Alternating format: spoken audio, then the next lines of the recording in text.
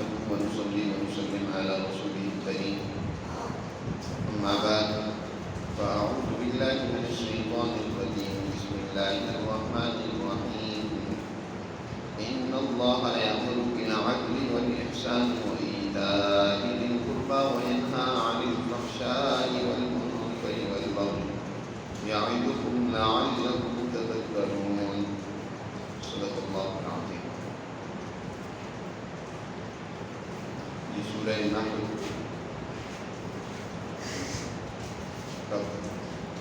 یہاں سے بار بار رکوع شروع ہوتا ہے اور اس سورہ نحل میں اللہ سبحانہ و تعالیٰ نے انسانیت کی کامیابی کے خاص طور پر مسلمان جماعت کے لیے بہت بنیادی اور اہم اور اصول جو ضابطے کامیابی ہو سکتے ان کو بیان فرمائے ہیں. اس سے پہلے اللہ نے تمام انبیاء اور رسولوں کے ذریعے سے جو اصول اور ضابطہ ہر دور میں پیغمبروں کے ذریعے سے دنیا میں نوع انسانیت کی ہدایت اور رہنمائی کے لیے نازل کیا اور جس کا حکم دیا وہ یہ تھا ان اعبدوا اللہ واجتنبوا الطاغوت، لوگوں صرف اللہ کی بندگی اور اطاعت کرو اور طاغوت سے بچو. اور یہاں سے دوسرا ضابطہ اور اصول ذکر کیا جا رہا ہے. یہ سورہ نحل کی ایک جامع ترین آیت ہے اور اس کی جامعیت کا اندازہ آپ اس سے لگا سکتے ہیں کہ صدیاں بیت گئیں، مسلمان جماعت کے لیے جو ایک ہفتے میں بڑا ایک اجتماع مقرر کیا گیا ہے جمعہ میں، جس کو مسلمان جماعت کے لیے عید کا دن بھی کہا جاتا ہے. جمعے کے روز خطبہ جمعہ میں اس آیت مبارکہ کو شامل کیا گیا. حضرت عمر بن عبدالعزیز رحمۃ اللہ علیہ نے اس آیت کی جامعیت کی بنیاد پر خطبے میں شامل کیا اور تمام مسلمانوں کے مجمع میں اس آیت مبارکہ کا وہ جامع مفہوم ہر ہفتے ان کے سامنے رکھا جاتا ہے تاکہ وہ اس سے رہنمائی لے کر وہ اپنے معاشرے کو اس کے مطابق ڈھالیں اور دنیا کے اندر اور اس کے نتیجے میں آخرت کے اندر کامیابی کی منازل و مدارج طے کریں. یہی وجہ ہے کہ عبداللہ ابن مسعود رضی اللہ تعالیٰ عنہ ارشاد فرماتے ہیں کہ یہ آیت مبارکہ جامع ترین آیت ہے جس میں ہر خیر جس کے حاصل کرنے کا حکم دیا گیا ہے اس کا بیان ہے اور ہر شر جس سے اجتناب اور بچنے کا حکم دیا گیا ہے اس کا ذکر ہے. حضرت امام شافعی رحمۃ اللہ علیہ کی طرف منسوب ہے وہ فرماتے ہیں کہ قرآن مجید کی صرف یہی ایک آیت نازل ہوتی ہے، باقی آیات نہ بھی نازل ہوتی تو انسانیت کی رہنمائی کے لیے کافی تھی. یہ جامع ترین آیت ہے. اللہ نے اس سورہ نحل کے اندر یہاں سے بیان کر کے انسانیت کی کامیابی کے اس میں بنیادی اصول ذکر کیے ہیں جن پر عمل کر کے کوئی معاشرہ دنیا اور آخرت میں کامیابی سے امکنار ہو سکتا ہے. اور سب سے پہلی اور بنیادی بات جو اس آیت مبارکہ میں بیان فرمائی گئی ہے وہ ہے ان اللہ یأمر بالعدل، بے شک اللہ تمہیں عدل کا حکم دیتا ہے، انصاف کرنے کا حکم دیتا ہے. مسلمان جماعت کی کامیابی اسی میں کہ وہ معاشرے میں عدل و انصاف کو فروغ دے اور یہی تعبیر تقویٰ سے بھی قرآن میں کی گئی ہے. حضرت پیرانی پیر شیخ عبدالقادر جیلانی رحمۃ اللہ علیہ کو تقویٰ کی تشریح میں یہی آیت پیش کرتے ہیں. فرماتی ہیں اس آیت مبارکہ میں تقویٰ کی تفصیلات کو بیان کیا گیا کہ متقی انسان کون ہوتے ہیں، تقویٰ کسے کہتے ہیں. اس بارے میں سب سے پہلا حکم یہ ہے کہ عدل کرنا. عدل تمام محاسن کے لیے جامع ترین وصف ہے. جتنی بھی خوبیاں اور کمالات ہو سکتے ہیں کی بنیاد عدل ہے۔ جب بھی کوئی معاشرہ عدل کو چھوڑ کر ظلم پر اس کی اٹھان اور بنیاد پڑتی ہے، وہ معاشرہ کبھی بھی قائم نہیں رہ سکتا۔ اس معاشرے میں انارکی، اس معاشرے میں لاقانونیت فروغ پا جاتی ہے۔ اس لیے اللہ نے عدل کا حکم دیا، اور پھر یہ عدل صرف عدالت کے ساتھ مخصوص نہیں ہے، بلکہ عدل اصل میں ایک ملکہ ہے، جس کی بنیاد پر یعنی وہ انسان میں ایک کوالٹی ہے جس کی وجہ سے انسان معاشرے میں اچھا کردار ادا کرتا ہے، تمام محاسن اور خوبیوں کو سر انجام دیتا ہے۔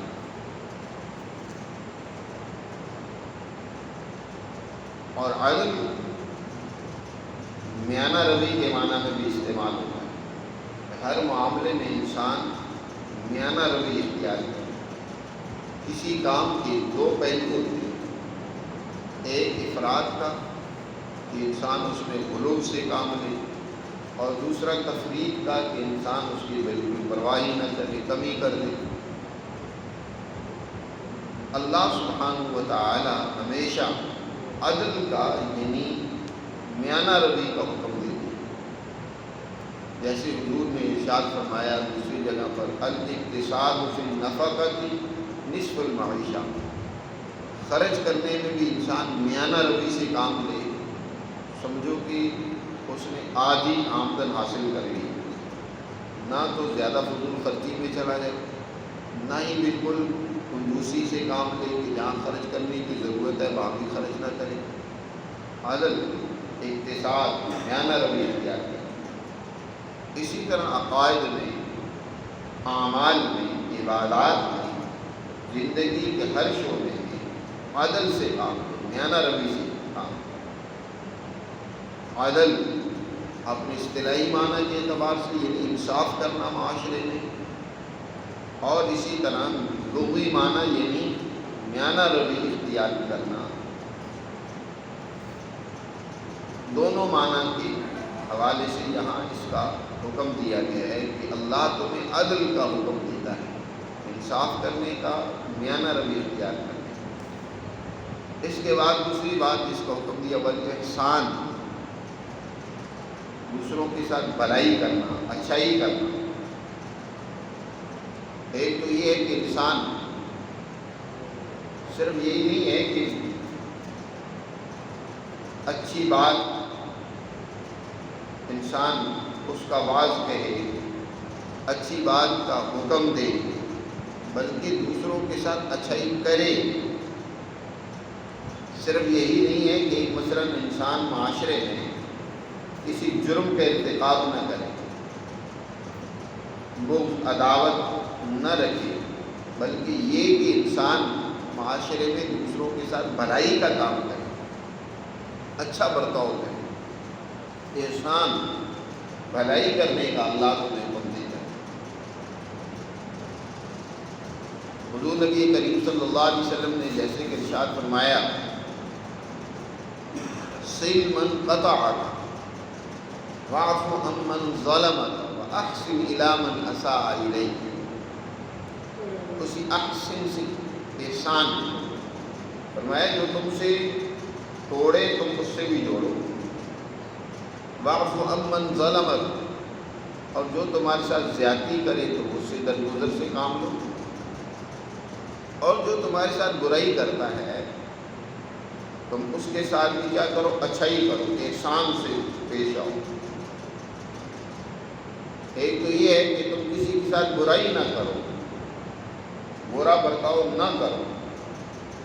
ایک یہ کہ کوئی تمہارے ساتھ برا سلوک کرتا ہے تم اس کے باوجود اس کے ساتھ اچھا سلوک کرو، یہ احسان ہے۔ اللہ نے یہاں اس کا حکم دیا، بلکہ احسان کہ دوسروں کے ساتھ اچھا سلوک کرو، جو تمہارے ساتھ برا سلوک کرتے ہیں تب بھی تم ان کے ساتھ اچھائی سے پیش آؤ۔ عدل تو یہ ہے کہ جتنا تمہارے ساتھ کسی نے برا سلوک کیا اتنا تم بھی کر سکتے ہو۔ عدل یہ عدل عدل اس سے بھی ہے، اونٹ پر جو بوجھ رکھا جاتا ہے اس کے ایک حصے کے بوجھ کو عدل کہا جاتا ہے، اور دوسرا عدل ہے اعلان، برابر وہ بوجھ ہوتا ہے تاکہ اونٹ کے اوپر رکھا ہوا وزن وہ برابر رہے، اونٹ پر بھی مشکل نہ ہو اور اس طرح منزل تک پہنچ جائے، یعنی بالکل برابری کا وہ بوجھ ہونا چاہیے، جتنا ادھر ہو اتنا ہی دوسری سائڈ پہ بھی ہو۔ اگر ایک طرف بوجھ زیادہ ہو جائے گا تو سامان اس طرف گرنے کا خطرہ ہے۔ تو عادت یہ ہے کہ انسان دوسرے کے ساتھ ویسا ہی سلوک کرے جیسا اس نے کیا ہے۔ اگر کسی نے ایک تھپڑ مارا ہے تو آپ بھی ایک تھپڑ مار لیں، یہ عادل ہے، اس کی اجازت ہے۔ اور احسان یہ ہے کہ کسی نے تھپڑ مارا ہے تو تم صرف یہی نہیں کہ اسے معاف کر دو، بلکہ اس کے ساتھ اچھائی کرو، صرف درگزر کرنا کافی نہیں ہے، واعف عمن ظلمک نہیں، بلکہ وَأَحْسِنْ إِلَىٰ مَنْ أَسَاءَ إِلَيْكَ، برائی کرنے والے کے ساتھ بھی تم اچھائی کا سلوک کرو۔ اور ایک احسان کے دوسرے معنی بھی ہیں کہ کوئی کام بھی کرو تو اس کام کی جو انتہا ہے اچھائی میں، ظاہر ہے ہر کام کو کرنے کے لیے اور اچھے طریقے سے کرنے کے لیے اس کے مدارج ہیں، اچھائی کی بھی مدارج ہوتی ہیں کہ ایک کام آپ کر رہے ہیں وہ 10 درجے اچھا ہے، دوسرا 50 درجے اچھا ہے، ایک یہ ہے کہ 100 درجے اچھا کام کرو، 100% کام کو اچھا کرو۔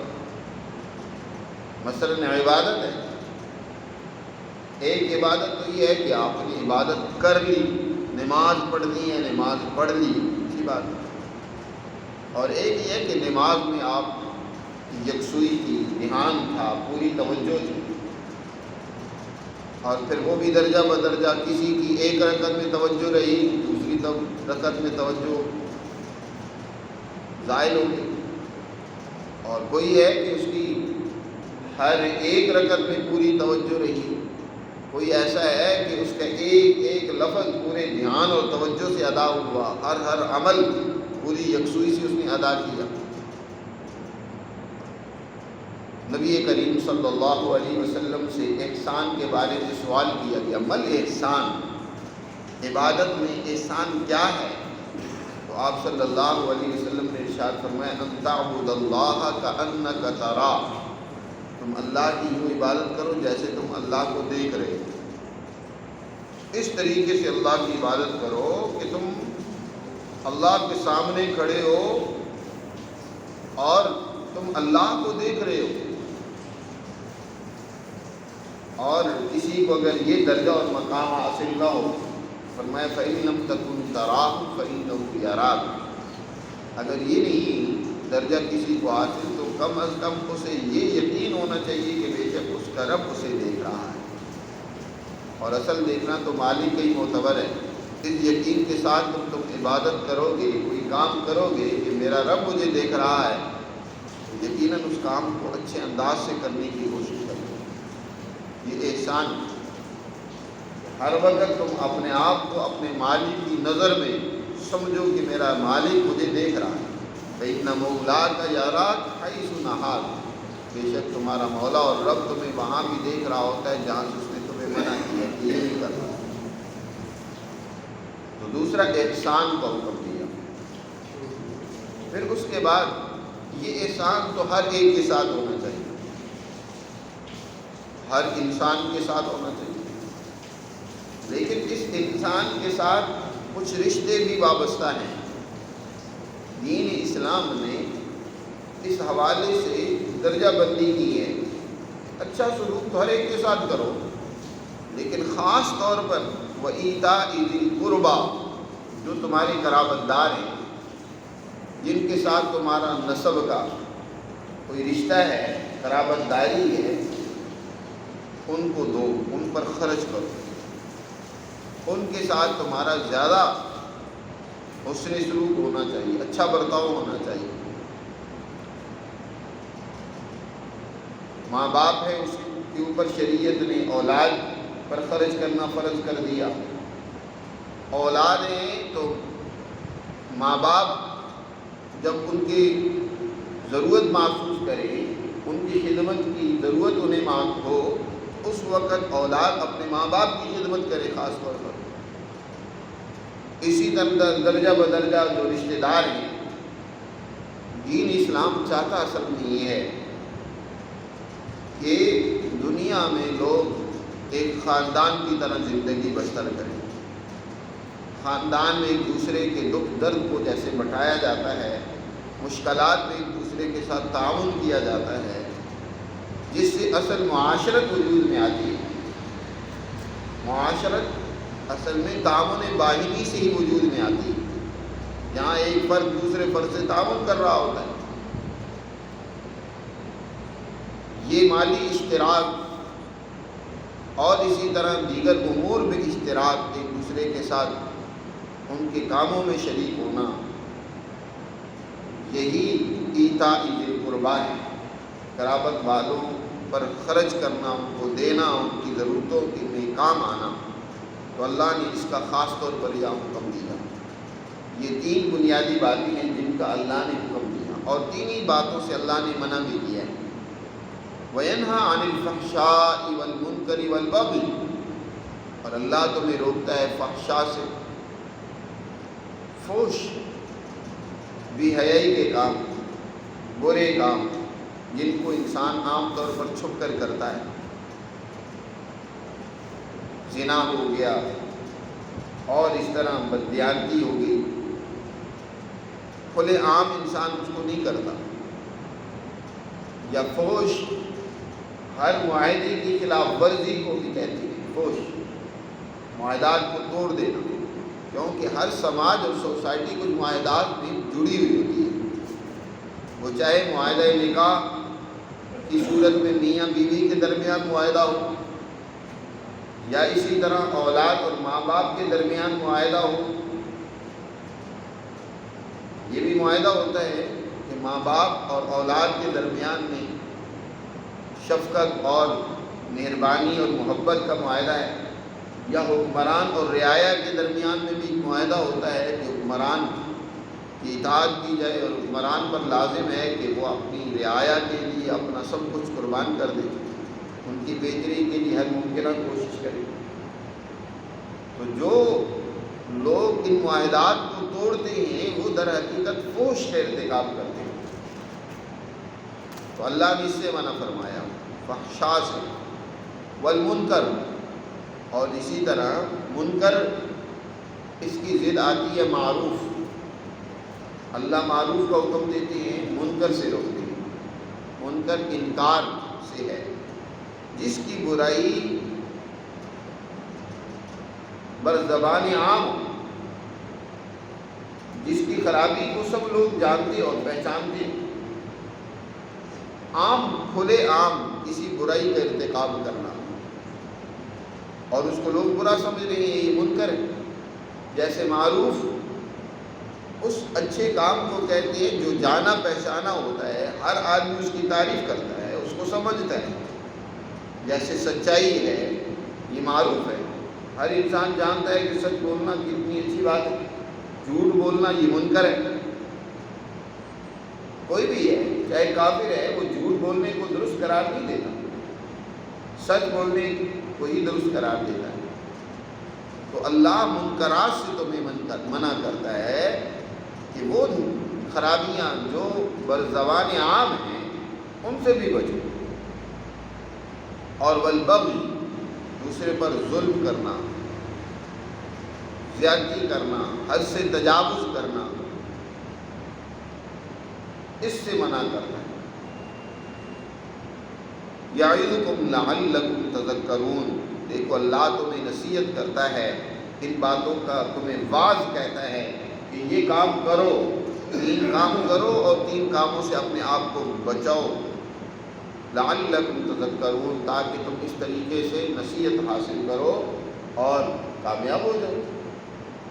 تذکر سے کام لو، عبرت سے کام لو، نصیحت سے کام لو، اور جو معاشرے کے افراد ان احکامات پر عمل کرتے ہیں وہی در حقیقت پاکیزہ اور ترقی یافتہ معاشرے ہوتے ہیں۔ تو اس طریقے سے اللہ نے بڑی جامع انداز میں اس آیت مبارکہ میں گویا کہ پورے دین کا خلاصہ بیان کر دیا۔ 3 اہم اور بنیادی ذمہ داریوں کو ادا کرو اور 3 جرائم اور گناہوں سے اپنے آپ کو بچاؤ۔ اس سے معاشرے میں پاکیزگی پیدا ہوتی ہے، وہ معاشرہ ترقی کرتا ہے۔ اللہ ہمیں سمجھ نصیب فرمائے اور اپنے احکامات پر عمل کی توفیق دے۔